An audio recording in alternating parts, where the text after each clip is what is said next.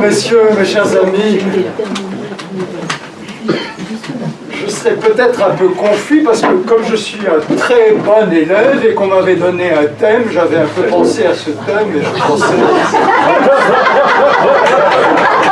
Faut jamais oublier.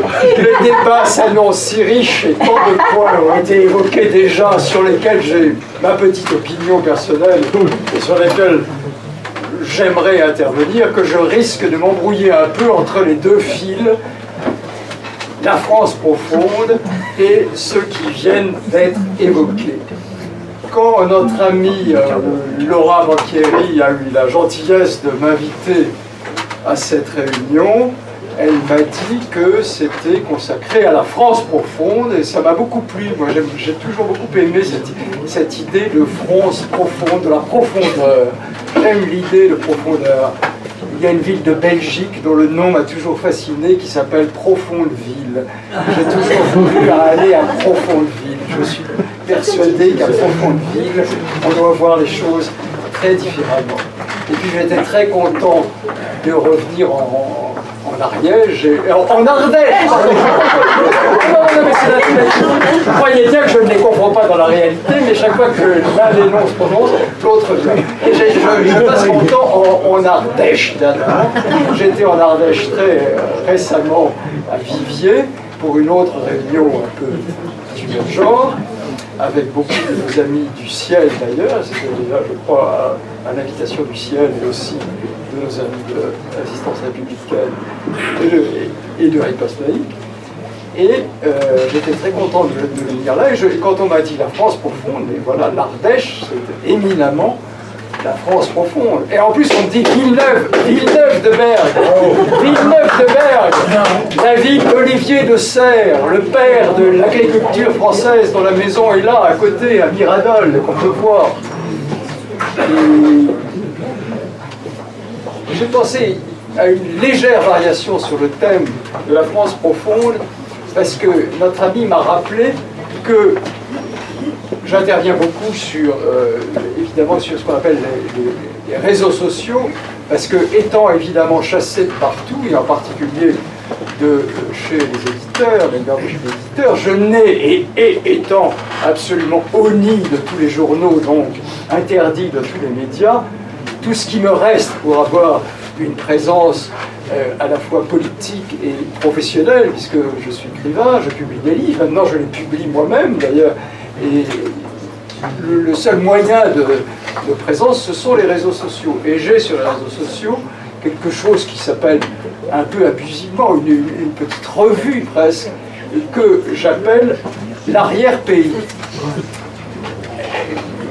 Avant ça s'appelait l'innocent en deux mots, parce que c'est un thème que j'ai lancé, mais cet été il est arrivé quelque chose qui m'a beaucoup traumatisé, mais sans me surprendre le moins du monde. Il est mort un poète que j'ai toujours adoré, Yves Bonnefoy, que je considère comme un immense poète, comme étant le plus grand poète qui était vivant jusqu'à l'année dernière, et non seulement comme le plus grand poète français de la fin du XXe siècle et du début du XXIe siècle, mais aussi un des plus grands poètes français de toutes les époques, un immense poète, et qui est doublé d'ailleurs d'un érudit merveilleux, d'un prosateur magnifique qui a écrit des livres d'art de toute beauté.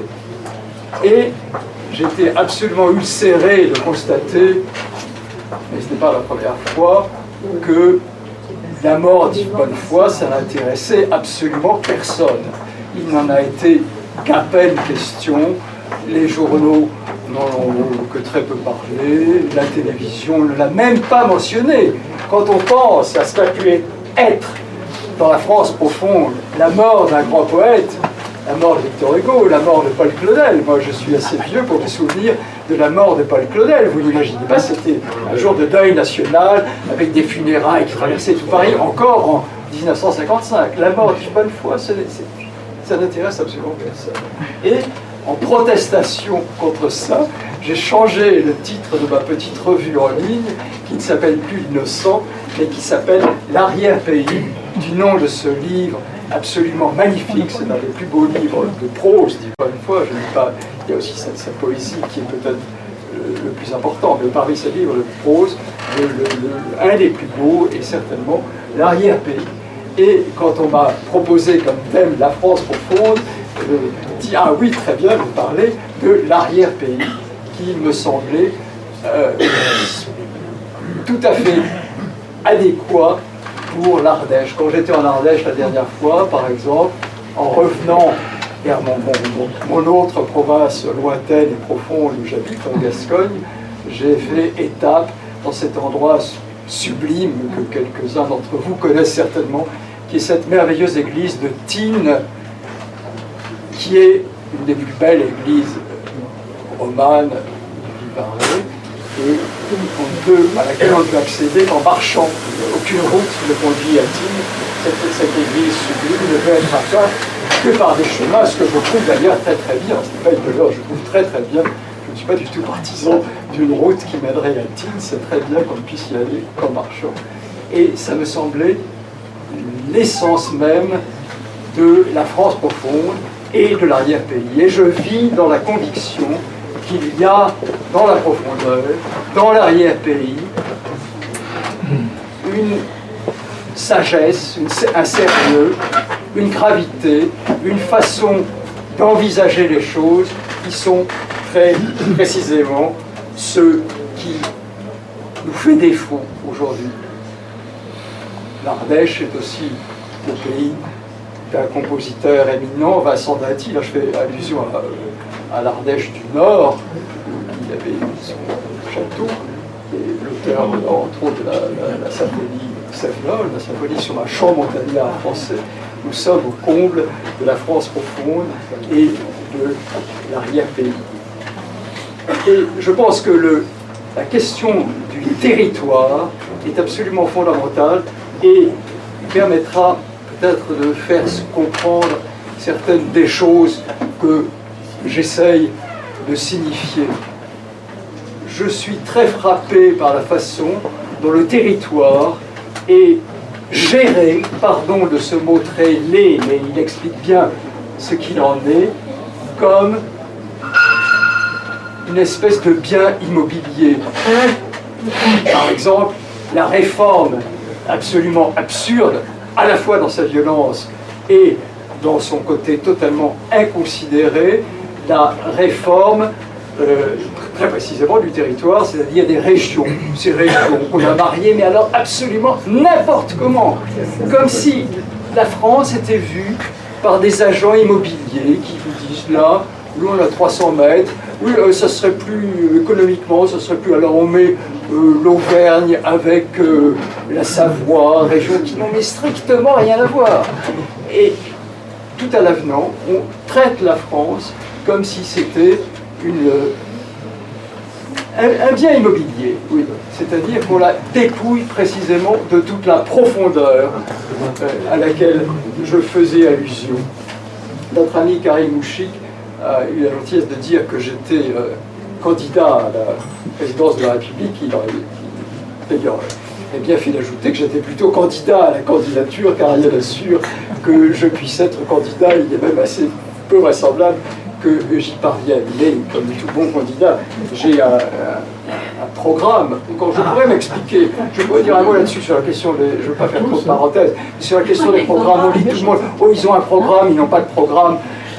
Mais moi, je crois que quand on est candidat à la présidence de la République, on pourrait très bien n'avoir pas de programme. Même un programme tiendrait dans un tweet. Moi, je peux vous le dire, mon programme. Il tient en 2 mots. Un candidat à la présidence de la République, on n'est pas candidat pour être administrateur de je ne sais quoi. On est quand la France est dans une situation aussi grave que celle dans laquelle elle se trouve, le programme d'un candidat à la présidence de la République tient en 3 mots, c'est-à-dire la libération, la décolonisation et j'ajouterai en ce qui me concerne, parce que c'est essentiel, et il en a été beaucoup de questions, mais sans le mot à fleur, la remigration.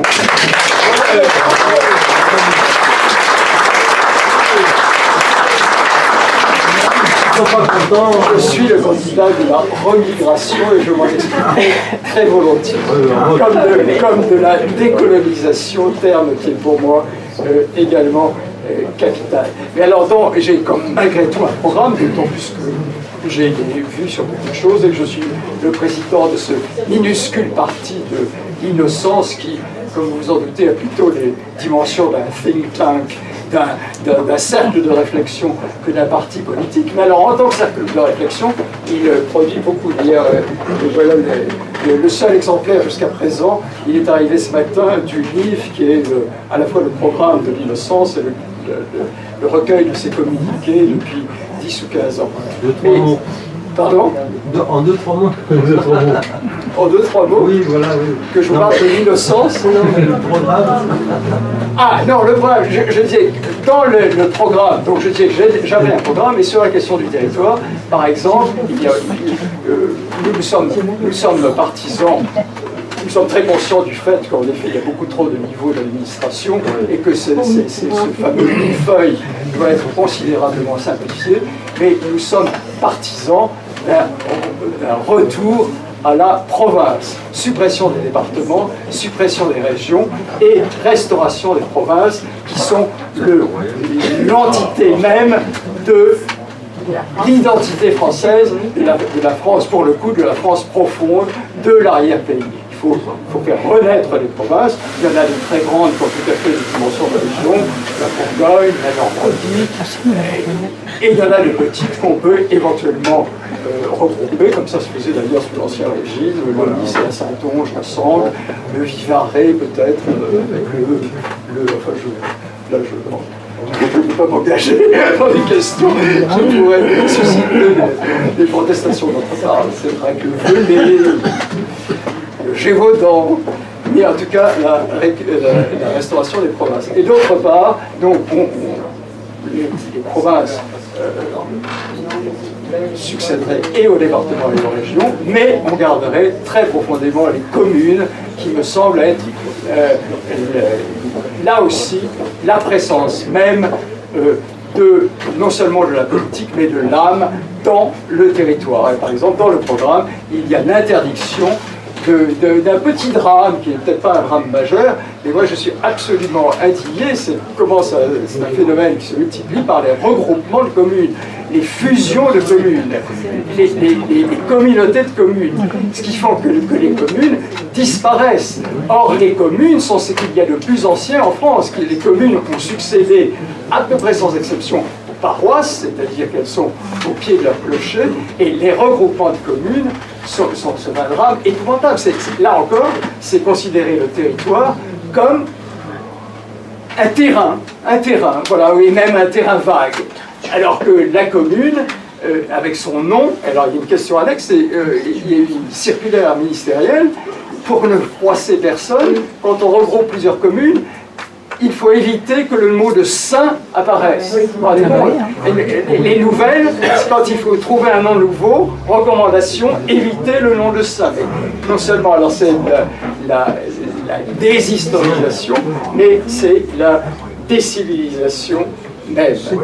Et c'est très significatif de ce que j'appelle, alors je vais peut-être m'aventurer un peu dans un terrain trop vaste, je ne veux pas parler trop longtemps, mais vous savez peut-être que j'ai écrit ce livre qui s'appelle Le Grand Remplacement, et je crois que le grand remplacement est de très loin le phénomène le plus important en France, non seulement aujourd'hui, mais depuis toujours, parce que si évidemment on change de peuple, l'histoire de la France continuera peut-être, elle continuera peut-être à s'appeler France, ou elle s'appellera autrement, mais ça ne sera plus l'histoire de France, dans la mesure où ça ne sera plus l'histoire de notre peuple, avec un autre peuple, l'histoire est autre chose. Et moi je ne crois pas que les hommes soient remplaçables. Et ce nom de grand remplacement, qui n'est qu'un nom, qui n'est pas un concept, qui n'est qu'un nom pour ce phénomène énorme qui survient aujourd'hui, m'est venu un peu par hasard et un peu par référence plus ou moins consciente à ce qui s'appelle au Canada ex-français le grand dérangement des Acadiens qui ont été, au moment où la France a perdu le Canada, ont été déplacés. Et ce nom est venu un peu par hasard. Et puis, avec le temps, il m'a paru très utile, d'abord par ses possibilités d'être décliné. Alors une première déclinaison, c'est que que je suis par exemple persuadé qu'aujourd'hui en France, il y a 4 protagonistes à la situation historique. Ce sont les remplacés, qui eux-mêmes se divisent en 2. Il y a les remplacés récalcitrants, c'est-à-dire ceux qui refusent d'être remplacés, et je pense que nous appartenons à ce groupe-là. Il y a les remplacés consentants, c'est-à-dire ceux... Il y a plusieurs sous-catégories dans les consentants. Il y a ceux qui sont consentants parce qu'ils ne se rendent pas compte de ce qui arrive, ou bien qui ne nient ce qui arrive, disent vous exagérez, il n'y a pas de bon remplacement. Et il y a ceux aussi qui sont consentants par conviction idéologique, qui disent mais qu'est-ce que ça peut faire que les gens soient noirs, soient blancs, soient musulmans, soient chrétiens, soient shinto, ça ne change rien, nous ça ne nous dérange pas, ce n'est pas la question. Donc il y a les remplacés récalcitrants, les remplacés consentants, les remplacistes, c'est-à-dire ceux qui veulent le grand remplacement et qui sont aujourd'hui absolument le pouvoir, et qu'ils soient de gauche ou de droite n'y change strictement rien, parce qu'on a bien vu que la droite était tout à fait aussi remplaciste que la gauche, et que par exemple Nicolas Sarkozy n'était pas moins remplaciste que les gouvernements socialistes actuels. Et il y a d'autre part les remplaçants, c'est-à-dire ceux qui sont en train de nous remplacer, qui très souvent sont musulmans. Je le disais tout à l'heure, les journalistes qui étaient là, moi je suis peut-être un peu moins obsédé que nos amis par l'islam, parce que je suis désespéré de voir notre civilisation, qui est une des plus belles que la Terre ait portée, être remplacée, finir si bêtement, si salement, si idiotement, et je ne veux pas qu'elle soit remplacée, c'est ça qui m'obsède. Et qui la remplace, mais presque, en théorie, presque indifférent. Mais enfin, je veux dire quand même qu'à l'intérieur de ça, quitte à être remplacé, nous sommes assez mal tombés.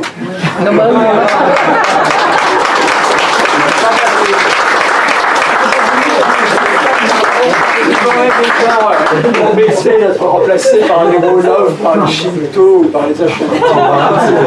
Mais là, nous sommes tombés vraiment sur un os, sur un remplaçant particulièrement virulent et minable.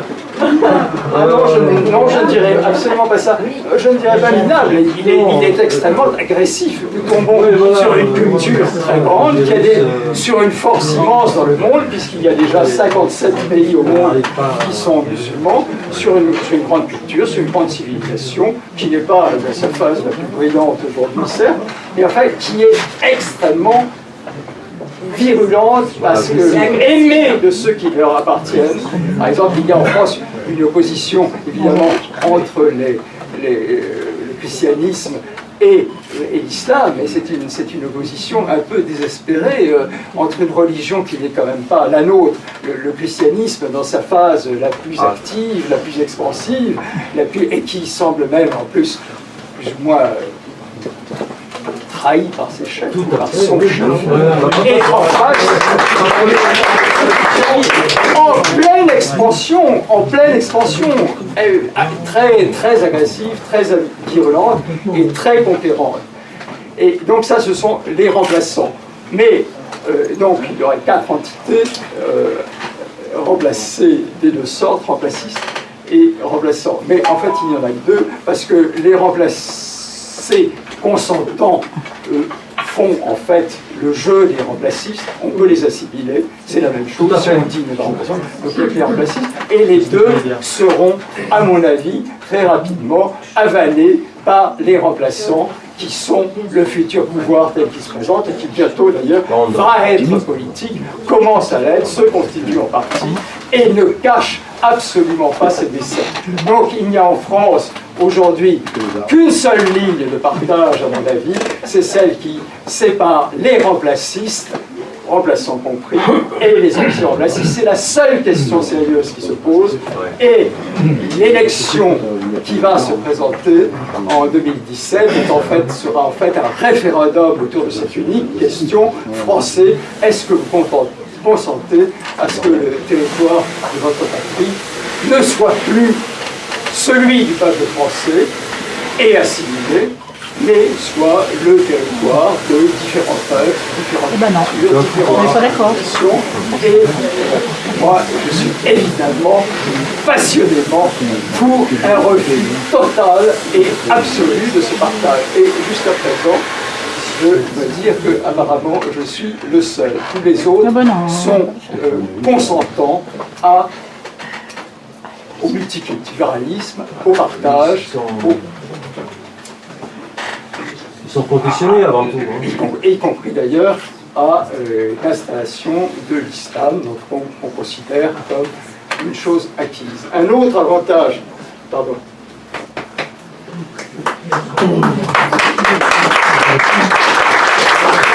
Un autre avantage, à mes yeux, de ces termes de remplacement et des possibilités d'être déclinés qu'il présente, c'est ce que j'ai appelé, et qui maintenant m'obsède, le remplacisme. J'ai déjà employé ce terme au cours de cette petite allocution. Je crois que le remplacisme, voilà l'ennemi. Au fond, le grand remplacement, tout énorme qu'il soit, phénomène colossal, essentiel de notre histoire, n'est qu'une toute petite partie de ce que j'appelle maintenant le remplacisme global, qui est l'idéologie totalitaire de la modernité, le fait que tout puisse être remplacé. Et au fond, qu'est-ce que la modernité? C'est que tout soit remplacé. L'authentique par le faux, les produits locaux, pour rester dans notre thème, par des produits industriels, la vérité par le faux, la littérature par l'information, la musique par la musiquette, tout est absolument remplacé. Les produits sont... Nous vivons dans la substitution permanente, y compris le corps de l'homme, l'homme par le robot. On regroupera les hologrammes aussi. Bien sûr, les hologrammes, oui. Voilà, même Mélenchon peut-être... Et je crois que le remplacisme est la plus grande force du monde et qu'il est tout puissant. Quand on me demande, mais est-ce que vous pourriez définir le remplacisme, ça m'arrive dans les radios, pouvez-vous définir le remplacisme en un mot? Et maintenant, j'ai une chance, je peux définir le remplacisme en un seul mot. Le remplacisme, c'est Macron. Macron.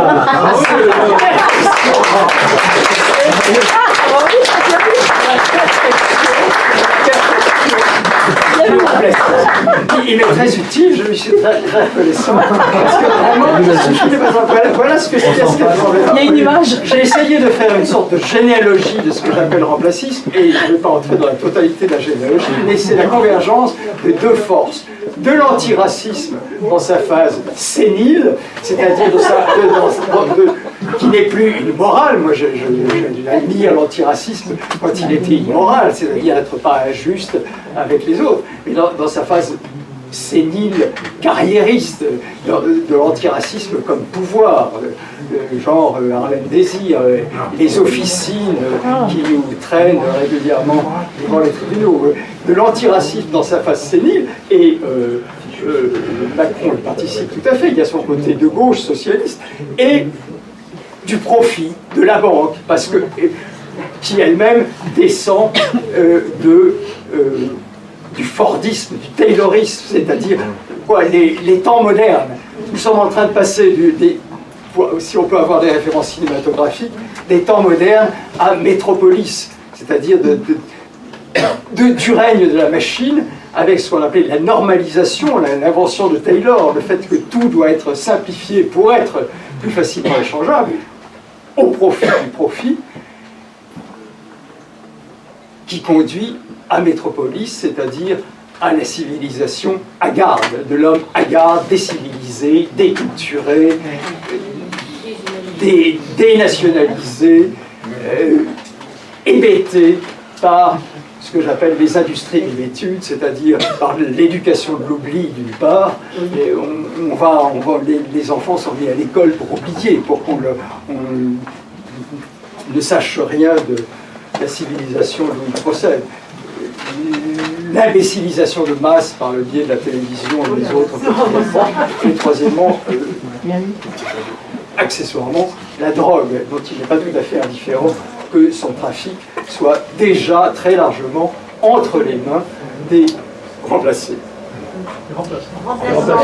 Ah oui, pardon, les remplaçants, bien sûr. Merci, je vous remercie. Macron, évidemment, il est même plus pertinent de dire que Macron est antiraciste, ça n'a pas de sens pour lui. Le fait que les appartenances n'existent plus pour ces gens-là. La nationalité, ça ne compte pas, la race n'en parlons pas, la culture, la civilisation, tout est interchangeable, et la première chose interchangeable, c'est évidemment l'homme et les peuples.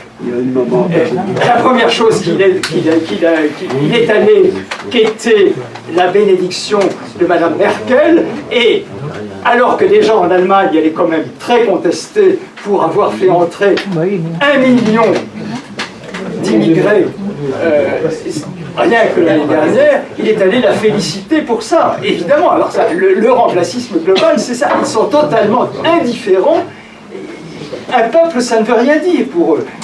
Vous savez qu'il a dit, il a prononcé la semaine dernière cette phrase magnifique selon laquelle il n'y avait pas de culture française. Ah, ça c'est le Attali a dit qu'on n'avait pas d'héritage. Les Français, il ne fallait pas parler d'héritage. Attali a déclaré qu'il y avait pas. Après les interventions tout à fait. En même temps, les conseils d'Attali, on voit que ça nous amuse.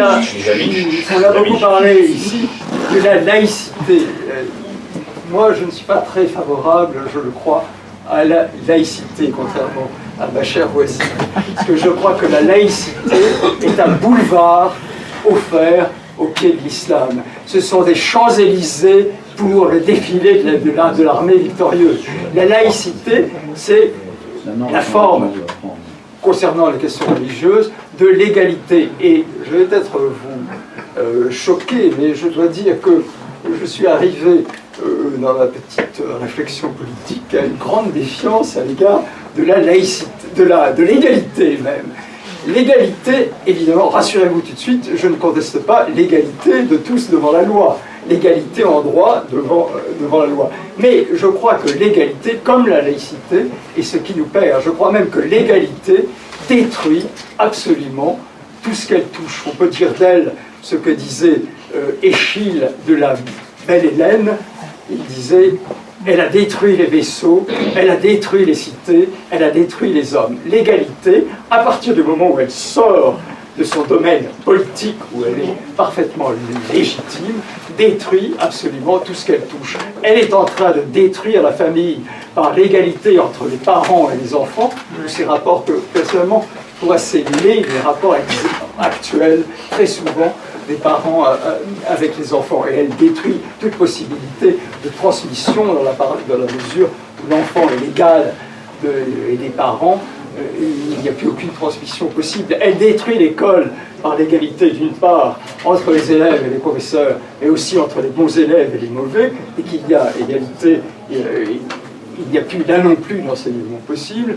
Elle détruit, alors, totalement et radicalement la culture, parce qu'à partir du moment où la haute culture et la sous-culture sont égales, ça n'a plus de sens. L'autre jour, j'entendais, on me dit à la radio ou à la télévision, je ne sais plus, et maintenant nous allons parler de culture, voici Line Renaud. Je n'ai absolument rien contre Line Renaud, je trouve qu'elle est un personnage très sympathique, mais enfin, dans la France profonde, la culture, ce n'était pas Line Renaud, c'était même Line Renaud, c'est le contraire. Le divertissement était le contraire de la culture, c'est-à-dire quand on s'amusait, quand on ne se consacrait pas à la culture, on cherchait des divertissements. Le divertissement, c'était, on peut dire, le contraire de la culture, en tout cas le temps quand il n'était pas la culture. Donc je crois que l'égalité détruit tout ce qu'elle touche et qu'elle est particulièrement fatale aujourd'hui dans les rapports, précisément, alors, avec l'islam. Je crois que l'égalité à l'intérieur d'une civilisation, entre ce qui est cette civilisation et ce qui ne l'est pas, tue radicalement et absolument cette civilisation.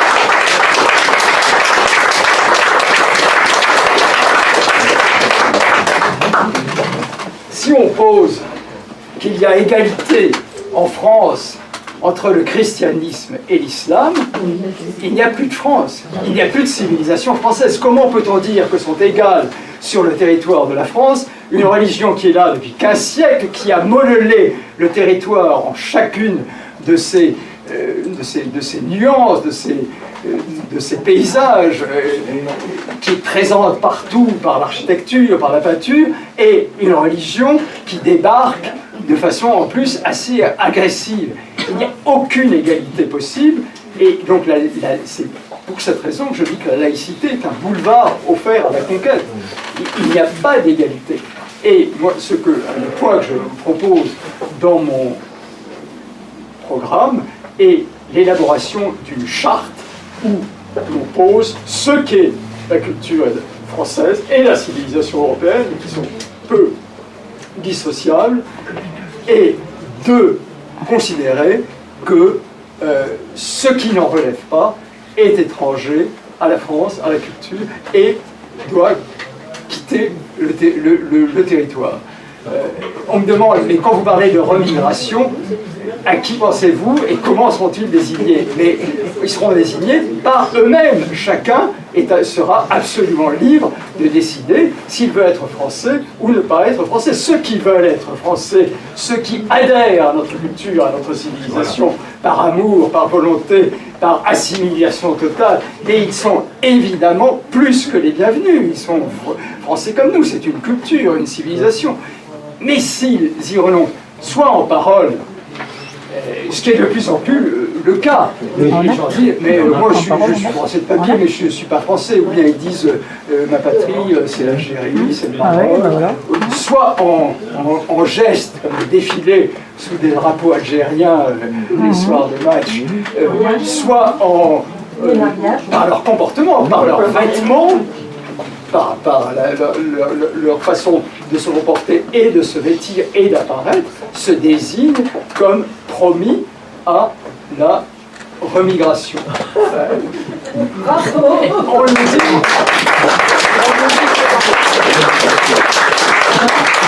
On nous dit que la remigration n'est pas possible, que c'est impossible, que c'est trop compliqué. Mais ceux qui nous disent ça sont absolument les mêmes qui nous disent qu'on ne peut rien contre l'immigration, parce qu'aujourd'hui, il est très facile de voyager, tout le monde change de pays. Et alors si c'est si facile et si ce n'est pas une affaire, pourquoi la remigration serait peut-être plus compliquée que l'immigration? Il y a des millions de gens venus, nous ne tendons pas à en faire partie autant. Je trouve que l'Algérie est pour nous un exemple admirable que nous devons imiter en tout point, quitte à moduler un peu et à être plus doux avec elle. Elle s'est libérée du colonialisme et la colonisation, et aussitôt elle a considéré, et le monde entier a considéré avec elle, qu'elle ne serait jamais libre et indépendante si demeurait sur son territoire 10% de sa population qui était étrangère à sa culture, à sa civilisation, à son ethnie, et elle les a jetés à la mer avec une violence absolument inouïe, qui est un des points de l'histoire contemporaine sur lequel on insiste fort peu. Mais enfin, les massacres, et nous ne parlons pas des malheureux harkis qui ont été massacrés également avec une violence inouïe. Et alors, inutile de dire, je rappelle que je suis le président d'un minuscule parti qui s'appelle l'innocence, c'est-à-dire le fait de ne pas nuire. Donc c'est un parti par définition non violent. Donc je ne recommande absolument pas la valise et le cercueil de nos amis algériens. Mais il suffit de faire comme eux. Moi je crois très profondément qu'il faut fermer aujourd'hui l'ère de la colonisation, décolonisation. Il faut appliquer le droit des peuples à leur territoire, que la France est bel et bien colonisée. Alors on dit, mais ce terme est trop violent, trop agressif, elle n'est pas colonisée. Mais si, elle est beaucoup plus. La France et l'Europe entière sont beaucoup plus colonisées que l'Afrique ne l'a jamais été, parce que la colonisation, essentiellement, c'est le transfert de population. Si la colonisation, c'était seulement la conquête militaire, c'était seulement l'administration, la politique, la gestion du pays, on peut en finir, à beau jour, la colonisation est terminée. Mais la colonisation dont nous sommes les victimes est beaucoup plus grave et beaucoup plus profonde, puisqu'elle est démographique. Donc c'est l'identité même, c'est l'être même du pays qui est mise en cause, qui est ébranlé définitivement, et seule la remigration peut répondre à ce combat anticolonialiste. Moi, j'assume totalement.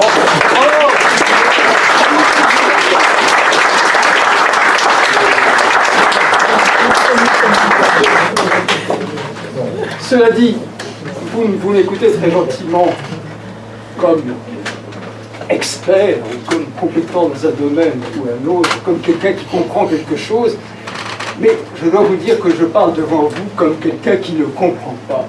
Je ne comprends rien.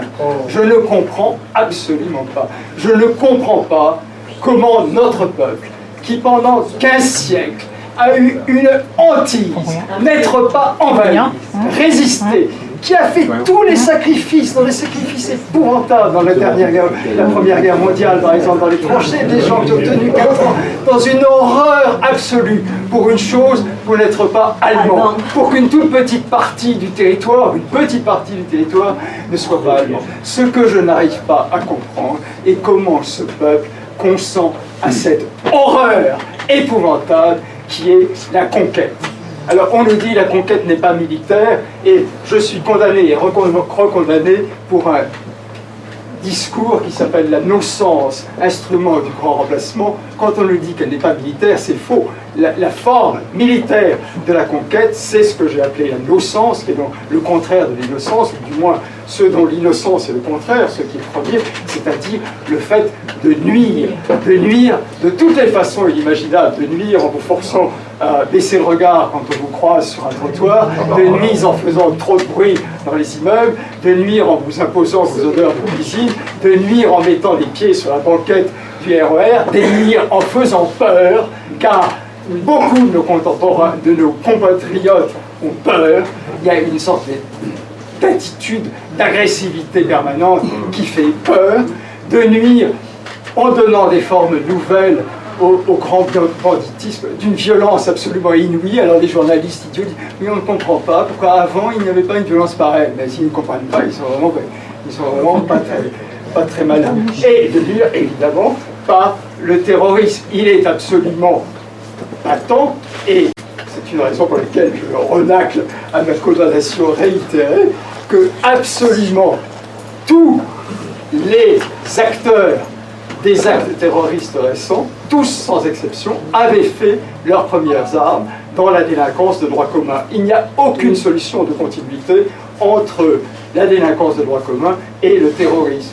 Et vraiment, l'instrument de la conquête militaire actuelle, c'est la no-sens, l'agressivité, la violence, la délinquance. Il n'y a vraiment que les délinquants, que les sociologues. Quand on me dit qu'est-ce qu'un sociologue, j'ai tendance à avoir un sociologue et quelqu'un qui croit que la surreprésentation des immigrés dans les prisons est la preuve absolue du racisme des juges.